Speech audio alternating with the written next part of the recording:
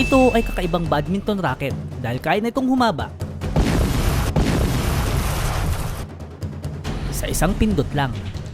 Ang badminton ay isa sa mga pinakasikat na sport sa buong mundo at gamit ang raketang ito ay matutulungan ang mga manlalaro na maabot ang shuttlecock sa mahirap na sitwasyon kagaya nito. Ang kailangan natin ay badminton racket ay kukustomize natin, automatic umbrella na pagkukunan natin ng mekanism ng paghaba ng raketa, at welding machine para pagdugtungin ang dalawang ito. Sisimulan natin sa pagtanggal ng handle ng badminton racket. Gagamit tayo ng lagare para matanggal ang plastic na nakakover sa handle nito. Gagamitin natin yung mechanism ng payong para dun sa pag-extend ng badminton racket. Tatanggalin natin to isa-isa. Didisassemble natin yung mechanism ng pag-open nito, tapos i-convert natin siya para magamit natin sa pag-extend ng badminton racket. Sunod ay tatanggalin na natin ang mga parts ng payong na hindi natin kailangan. Pwede ka na magpayong repair nito. Natutunan mo paano ka nakakabit ng payong. At dito pa lang ako nagka-idea kung paano nga ba ikakabit ang badminton racket sa payong. Kaya tinesting ko agad kung anong kalalabasan pag naikabit na ang raketa.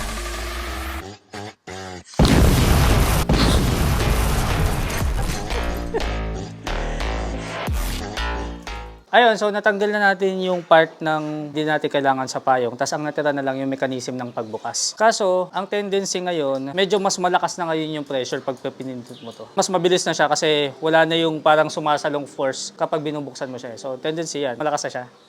Kasi sobrang lakas ng pagpitik niya dahil wala na yung ibang parts ng payong, umuusod na siya. Medyo mahirap na siya ibalik dahil mas mataas na yung pressure ngayon pag pumipitik yung spring nitong mechanism ng payong. At dito ay nahirapan na kaming paikliin ulit ang payong katulad ng dati.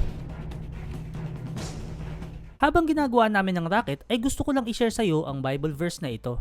Ako ay sa iyo, huwag kang matakot. Ako ang Diyos, hindi ka dapat mangamba. Palalakasin kita at tutulungan, iingatan at ililigtas.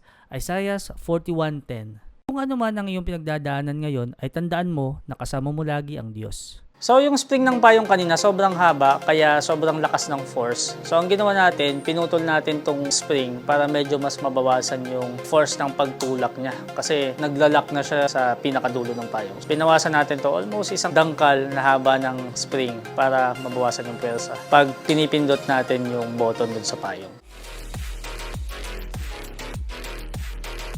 At gamit ang welding machine ay kinabit na namin ang raketa sa mekanism ng payong.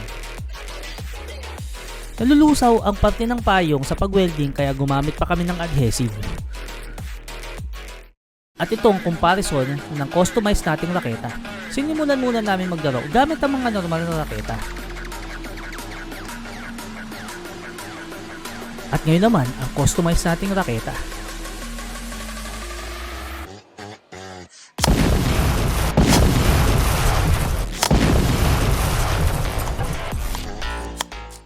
Sa pagkakataong to ay nahirapan na naman kaming paikli ng payong dahil nabiyak na ang parte na responsable sa paghaba at pag-ikli nito. Hindi nga marahil angkop ang paggamit ng payong sa experiment na ito, pero ito ay magiging posible kung gagamit ng mas matibay na materyales. Ang nagawa nating badminton racket ay mas mabigat kumpara sa original nitong timbang at mahirap siyang gamitin sa totoong laro dahil ramdam mong hindi ito balanse. At mahirap ng timingan kung kailan mo pipindutin ang button para humaba ang badminton racket at tamaan ang shuttlecock.